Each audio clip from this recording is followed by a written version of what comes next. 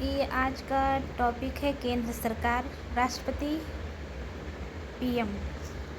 तो इससे रिलेटेड कुछ क्वेश्चन है, पीवाईक्यू है, जो हम सॉल्व करते हैं और हम टेस्ट लगाते हैं, देखते हैं हमारा स्कोर कितना बनता है। तो फर्स्ट क्वेश्चन है, भारत में वास्तविक कार्यपालिका शक्ति किसके पास होती है? भारत में वास्तविक कार्यपालिका शक्ति किसके पास होती है?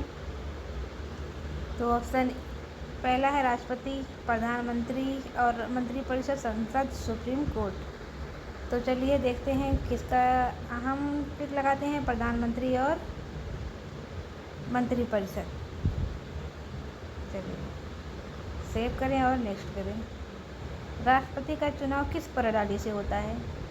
प्रत्यक्ष चुनाव, अनुपातिक प्रतिनिधित्व, फर्स्ट पास्ट द पोस्ट या नियुक्ति। तो हमारा सही ऑप्शन ये होगा, अनुपातिक प्रतिनिधित्व से। इसको हम दूसरा देखते हैं, राष्ट्रपति के निर्वाचन में कौन शामिल नहीं है? संसद के सदस्य, विधानसभा के सदस्य, विधान परिषद के सदस्य या सभी शामिल होते हैं? तो राष्ट्रपति के चुनाव में विधान परिषद के सदस्य शामिल नहीं होते हैं। इसको हम सेव करते हैं और नेक्स्ट लगाते हैं। राष्ट्रपति की शक्तियाँ किस अनुच्छेद में हैं? तो अनुच्छेद 72 से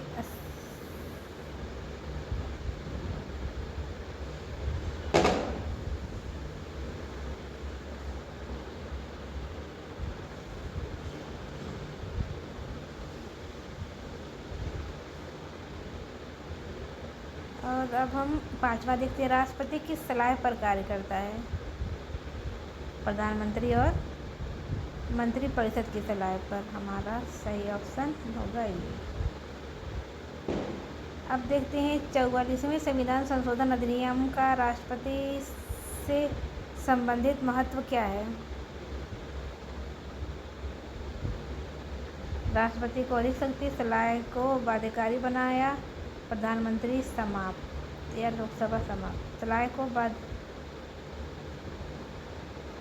बाध्यकारी बनाना। अब चलिए हम नेक्स्ट 7वां क्वेश्चन देखते हैं, राष्ट्रपति के क्षमादान शक्ति किस अनुच्छेद में है? तो अनुच्छेद 72 में है। हम सेव करते हैं और नेक्स्ट जाते हैं। प्रधानमंत्री की नियुक्ति किस अनुच्छेद के तहत होती है? तो प्रधानमंत्री की नियुक्ति अनुच्छेद 75 के तहत होती है। प्रधानमंत्री को कौन नियुक्त करता है? तो प्रधानमंत्री को लोकसभा, राष्ट्रपति, सुप्रीम कोर्ट या राज्यसभा। प्रधानमंत्री को नियुक्त राष्ट्रपति करता है। प्रधानमंत्री की वास्तविक शक्ति का आधार क्या है? लोकसभा में बहुमत का समर्थन। हम इसको सेव करते हैं और नेक्स्ट करते हैं। मंत्रिपरिषद किसके प्रति उत्तरदायी होता है? लोकसभा के प्रति। सामूहिक उत्तरदायित्व किस अनुच्छेद में है? तो हम क्योंकि लोकसभा प्रधानमंत्री की नियुक्ति अनुच्छेद 75 में होती है तो यही होगा। चलिए देखते हैं, सेव है, नेक्स्ट करते हैं। राष्ट्रपति को कौन हटाता है? महाभियोग के थ्रू। राष्ट्रपति का कार्यकाल कितना होता है? तो राष्ट्रपति का कार्यकाल 5 वर्ष का होता है। इसको सेव करते हैं और नेक्स्ट करते हैं। कार्यवाहक राष्ट्रपति कौन बन सकता है? तो कार्यवाहक राष्ट्रपति उपराष्ट्रपति बन सकता है।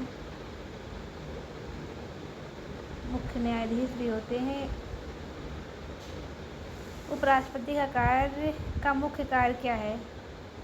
राज्यसभा के सभापति के रूप में। इस राइट आंसर। आगे देखते हैं कि अभी हम राष्ट्रपति अध्यादेश किस अनुच्छेद के तहत जारी करता है? तो राष्ट्रपति अध्यादेश 123 आई थिंक। चलिए देख लेते हैं। अध्यादेश किसके बराबर होता है? अध्यादेश किसकी? न्यायालय आदेश के बराबर होता है। संसद द्वारा बनाया कानून होता है या राज्य आदेश होता है या प्रधानमंत्री का आदेश होता है? तो अध्यादेश संसद द्वारा बनाए कानून की। आगे देखते हैं, प्रधानमंत्री की अध्यक्षता किस पर होती है? प्रधानमंत्री की अध्यक्षता किस पर हो सकती है? लोकसभा, मंत्रिपरिषद, राज्यसभा या न्यायपालिका? मंत्रिपरिषद पर होती है। देखते हैं कैबिनेट और काउंसिल ऑफ मिनिस्टर में क्या अंतर है। तो काउंसिल ऑफ मिनिस्टर और कैबिनेट, काउंसिल छोटा होता है, दोनों अलग अलग देश में होते हैं।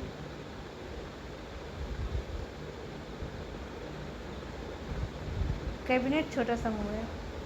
देखते हैं प्रधानमंत्री की नियुक्ति में सबसे महत्वपूर्ण कारक क्या है? प्रधानमंत्री की नियुक्ति में सबसे महत्वपूर्ण कारक क्या है? लोकसभा में बहुमत। देखते हैं, पता नहीं। हाँ, 22 राष्ट्रपति संसद का हिस्सा क्यों माना जाता है? राष्ट्रपति वह वोट करता है, संसद का अंग है। लोकसभा अध्यक्ष है या राज्यपाल है? क्योंकि वो संसद का अंग होता है ना, यही है। देखते हैं हमारा कितना।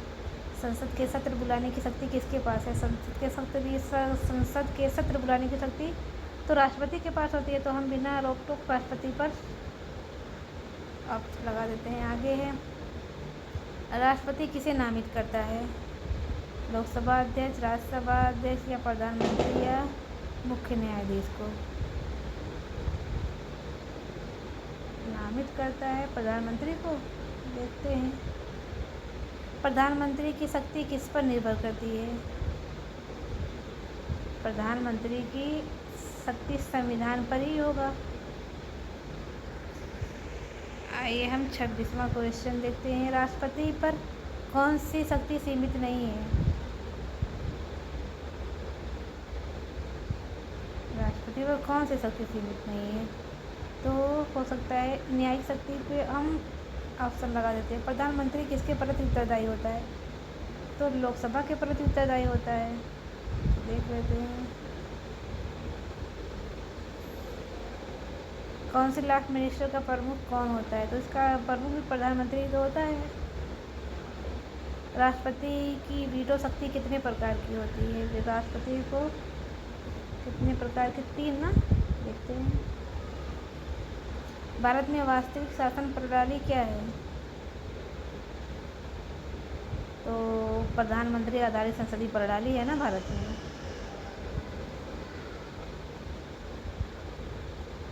बस शायद 30 ही क्वेश्चन है, तो हम अपने इसको अब सबमिट करते हैं। देखते हैं हमारा कितना क्वेश्चन सही है और कितना गलत।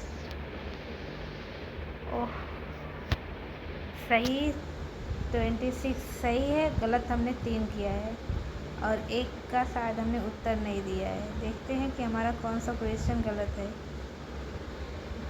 ये तो सही है। भारत में वास्तविक कार्यपालिका शक्ति किसके पास होती है? प्रधानमंत्री के। राष्ट्रपति का चुनाव किस प्रणाली में होता है? तो अनुपातिक प्रतिनिधित्व। ये भी सही है। राष्ट्रपति के निर्वाचन में कौन शामिल नहीं है? विधान परिषद। सही है। राष्ट्रपति की शक्तियाँ किस अनुच्छेद में वर्णित हैं? अनुच्छेद 52, 62। और राष्ट्रपति किस सलाह पर कार्य करता है? प्रधानमंत्री और मंत्रिपरिषद। तो हमारा सही है, सब सही है। देखते हैं हमारा कौन सा क्वेश्चन गलत था, उसको हम सही कर लेते हैं।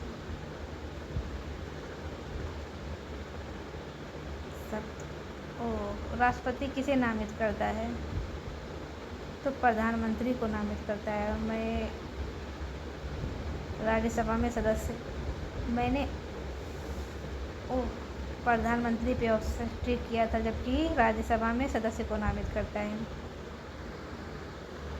ये इस राज्यसभा में सदस्य को नामित करता है और हमने लगाया था प्रधानमंत्री। ये ही गलत है। प्रधानमंत्री की शक्ति किस पर निर्भर करती है? ये भी संविधान मैंने लगाया था और ये है राजनीतिक समर्थन। तो हमारा ये दोनों क्वेश्चन गलत है। तीनों क्वेश्चन लगातार ही गलत आए। राष्ट्रपति पर कौन सी शक्ति सीमित नहीं है? तो सैन्य सर्वोच्च कमांड, यही शक्ति सीमित नहीं है और हमने लगाया था न्यायिक शक्ति। बाकी के हमारे सारे क्वेश्चन सही हैं। तो आज के लिए बस एक ही टेस्ट, फिर कल किसी और टेस्ट के साथ हाजिर होंगे।